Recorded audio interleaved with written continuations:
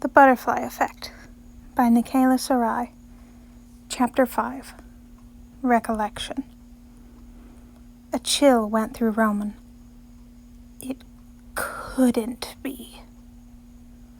His hand rose to touch the corner of his eye, feeling the bruise that hadn't been there in... Had it been 7 years now? He swallowed, dropping his hand, rising to his feet as he tried to fit the wiry Logan standing before him with the scrawny nerd who'd given him a black eye in his 3rd year of college. He couldn't see it. Only maybe the glasses. Those could be the same. His heart thudded heavily in his chest. But Logan had mentioned the singing. Roman had been singing, refusing to be silenced when he'd been punched. It was just... What were the odds? How likely was it the timeline would fit? The shattered TV in the courtyard, the broken statue out front, his blackened eye, and the police. Roman had called the police on the kid because he'd been furious about the black eye, because he thought it would ruin his chances at his audition the next day. To think... He coughed, trying to clear the lump from his throat. But you explained. The roommates, the drugging.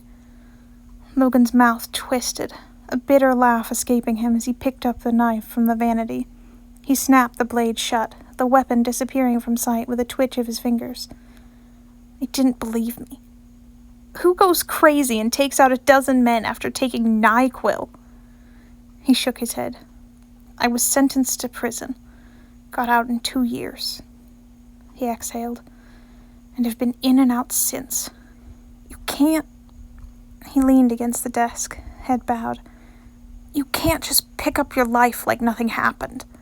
Schools won't take you. Jobs don't want you. Not without a degree. Not with a criminal history. People don't treat you the same. He brushed the logic tattoo with the tip of his finger. When you're treated like a threat instead of a person. He looked up, eyes dull. You become what they fear, he whispered, because they won't let you be anything else. Roman wasn't one to be at a loss for words, but right now... Logan... He shook his head, running a hand through his hair. How could he admit he was... How could you say anything after hearing that? After realizing...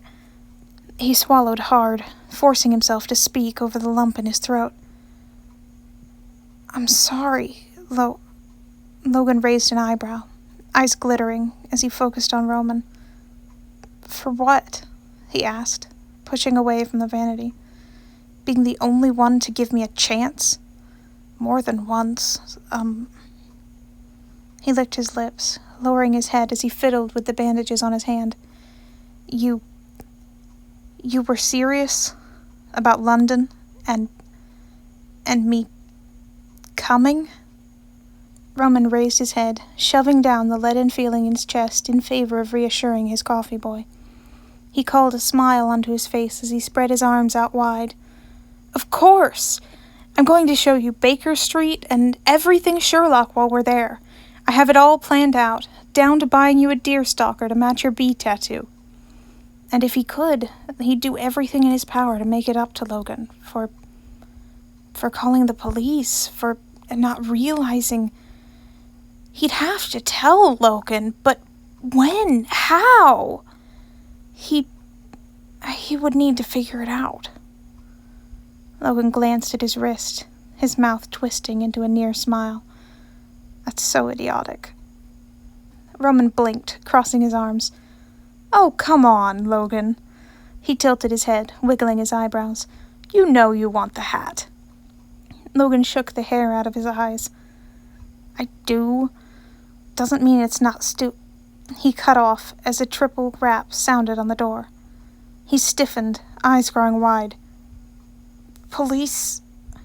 He stuttered, the color draining from his face as he stumbled back, rattling the vanity as he slammed into it. Roman was at his side before the mirror stopped shaking, a careful hand resting on his bandaged wrist. Whoa, hey, he soothed as the triple rap sounded again. How had Logan even managed to come into the theater today if he was this paranoid about getting arrested again? It's fine, Lo. It's just Reese. That's her knock. Logan shuddered, gasping for breath as his hands spasmed under Roman's. She's brought... Roman shook his head. No, there's no police, he said, keeping his tone calm. You're safe here, all right? You're safe. I'm here to ensure that. I'm not letting anyone take you away, okay? I'll protect you from your curse. Logan closed his eyes. What does she want? He whispered. Roman snorted. He would have thought that obvious. Well, you were throwing and breaking things. He flinched. Right. Roman shifted to keep an eye on the door, squeezing Logan's hand as he let out a 2-note whistle to signal to Reese she could enter. Relax. There's no lasting damage that can't be replaced, he said as the handle twisted. The door opened, allowing his technical director to slip inside, holding a white, palm-sized box tied with a red ribbon in one hand. Her eyes flickered around the torn-up room before landing on the two of them. She shut the door behind her with a click, raising an eyebrow as she focused on the mirror and their injuries reflected there. Roman twitched, feeling every cut and scrape hidden behind the tears and bloodstains now marring his costume under her eagle-eyed gaze. He opened his mouth, but Reese cut him off. I don't want to know, she said, shaking her head as she stepped further into the room, pointing a finger to Roman. But you, Sanders, need to get out of your makeup and that costume before you turn it completely red. And you... She jabbed her finger to Logan, who glared at her, squaring his shoulders as he shoved away from the desk, stopped only by Roman's hand on his arm. Reese met him glare for glare, her eyes dark as she gave her own feral smile. Roman shivered. He hated that smile. You are coming with me to apologize to Liv for terrorizing her. Then I'll have Morgan take a look at your back. Capiche? Logan bared his teeth, a rumble sounding in his throat. No. Reese rolled her eyes. So scary, Banner. I'm quaking in my sneakers. Her voice rang in the air, brooking no argument. Get over here. On any other night, Roman might have agreed with her. But tonight, knowing what he did now... Roman straightened from the vanity, stepping in front of Logan as his coffee boy tensed further. Reese, now probably isn't the best. No time is ever the best with your coffee boy, Sanders, she retorted. It's not like I'm taking him away permanently. She leaned around him, staring Logan down. Hear that? 15 minutes. 2-minute apology, 13-minute exam, then you can skip right back in here to continue your impression of a crazed gorilla, all right? Logan broke eye contact first, glancing to Roman. His face impassive, though his eyes gave lie to his fear. As much as Roman wanted to tell his coffee boy he didn't have to go, having Reese on their bad side wouldn't be the best before they flew to London. She'd been quite tolerant of Logan's idiosyncrasies on Roman's word alone. It would be best to leave on a good note, especially after tonight's tantrum. Roman gave him a confident grin. I won't go anywhere until you get back, so... He tilted his head to the door. Go. Logan reached up, adjusting his glasses. 10 minutes. He met Reese's eyes, his knife flickering between his fingers before vanishing again. The dressing room next door. No further. Reese tilted her head back and forth in thought. 12 minutes, and you give me the knife, she said, holding out her hand. Again, the rumble emanated from Logan's throat. Fine, he ground out, dropping the weapon in her open palm.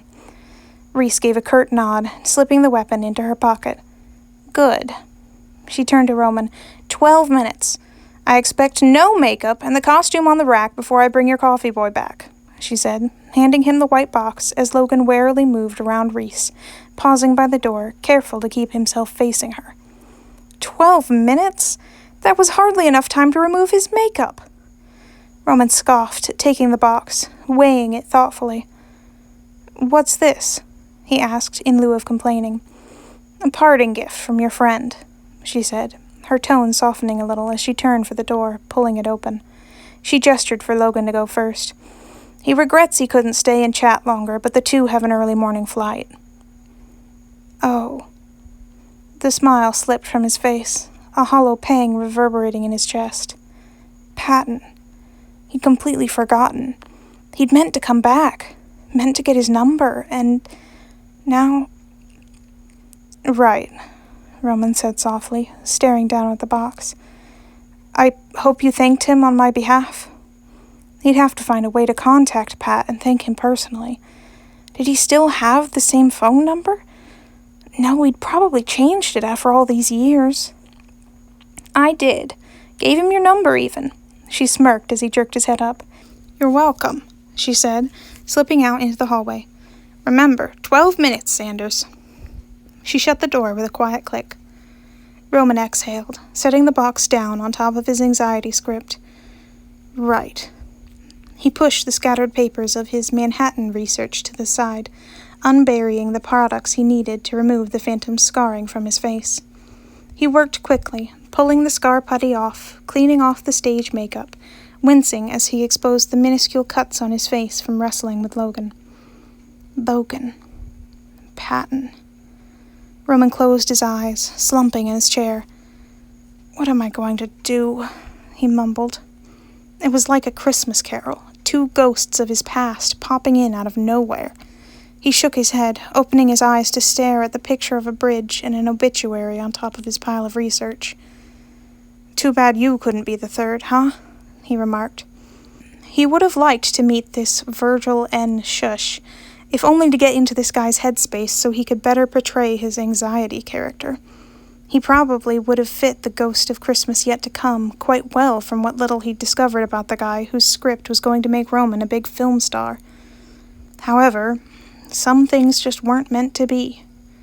Roman pushed away from the vanity, grabbing Patton's gift as he stood. He pulled the ribbon off the box, draping it over the back of the chair, hesitating as he gripped the lid. It had been years since he received a gift from his best friend. Roman licked his lips, feeling the comforting weight of the crown necklace against his throat as he opened the box. Hey, Princey! Patton's careful penmanship stood out on the note card sitting on top. I hope you have the time of your life in England. Heart, Patton. Roman chuckled, shaking his head as he pulled out a large golden pocket watch out of the box, dangling it by the chain. Well, that wasn't what he expected at all. Pat, who even uses these anymore? He asked with a fond smile as he sat on the torn lounge couch, tracing the rose design on the outside. Too bad I didn't get the time to catch up with you, though, he whispered, thumb resting on the button. If only. If only. With a shrug, Roman popped it open with a click.